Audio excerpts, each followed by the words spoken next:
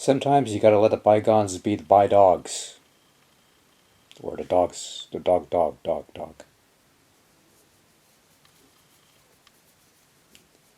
When she's not shy, she can play the banjo real good. Also, I'm probably lying.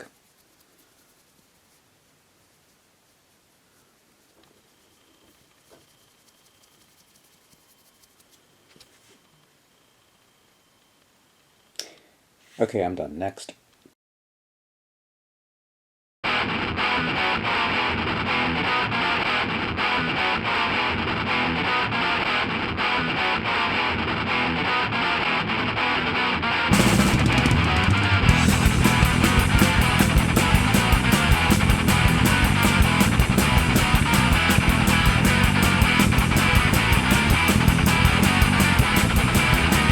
This is Cyber Speedway, released in 1995 for Sega Saturn from Sega and developed by Next Tech, were once known as GAO Entertainment and created a wonderful little game on the Mega Drive called Ranger X, which I wish I was playing right about now, but I digress.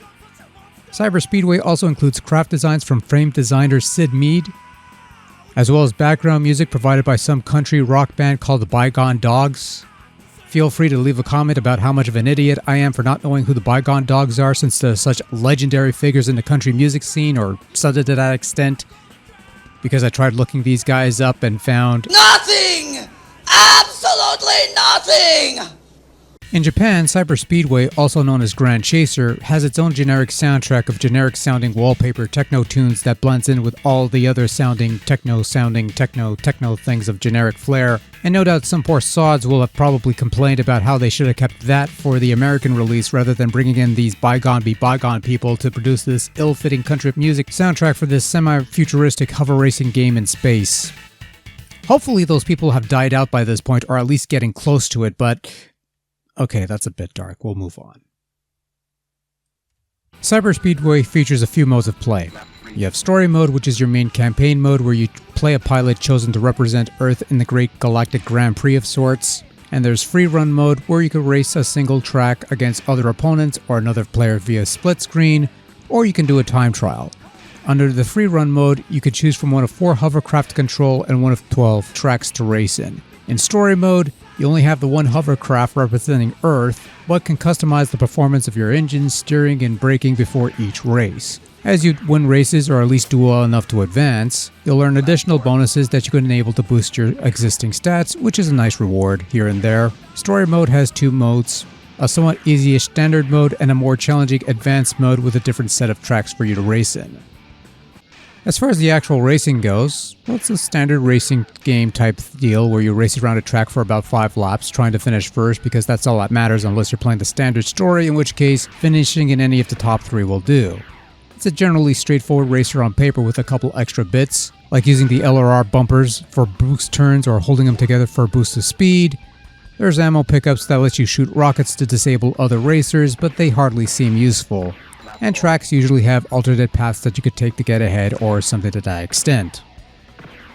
Cyber Speedway has some issues. For one, I found the hovercraft in this game to be somewhat cumbersome to control, and the handling in general feels a bit wonky at times. You've got 4 to choose from with theoretically differing stats, but they all seem to handle the same way, and that is generally poorly. You have things like F-Zero style left and right boosts to help out with tight turns and such, but they don't feel quite as graceful as the SNES Classic, which was mostly flat sprites with Mode 7. I don't know.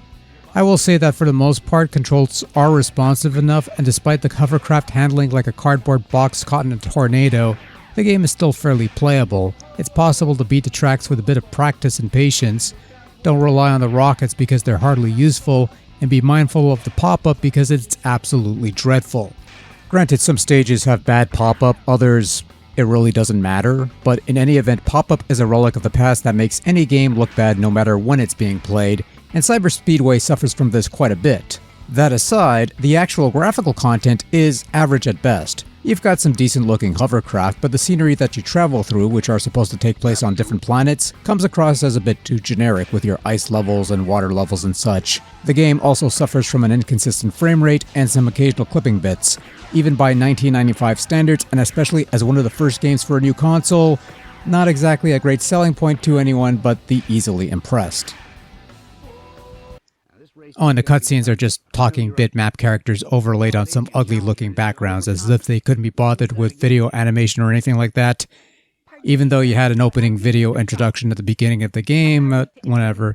And the voices are fine, I guess. I've heard worse, but then again, I've heard better too. Just about the only genuinely good thing I could say about the game is that it has some pretty good tunes.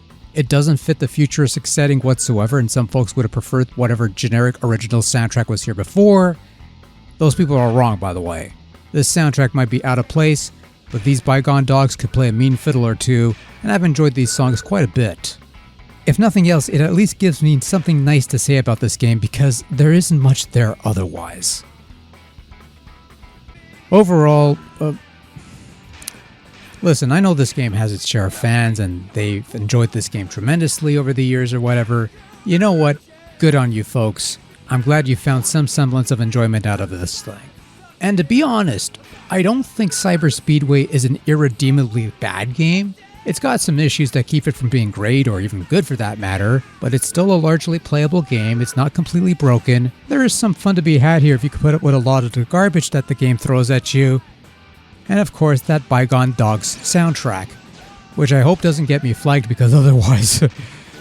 But in any event, Cyber Speedway is a thing that exists on Sega Saturn. It's not great, it's not good, it's not even okay, but it's not all bad either. It's just there.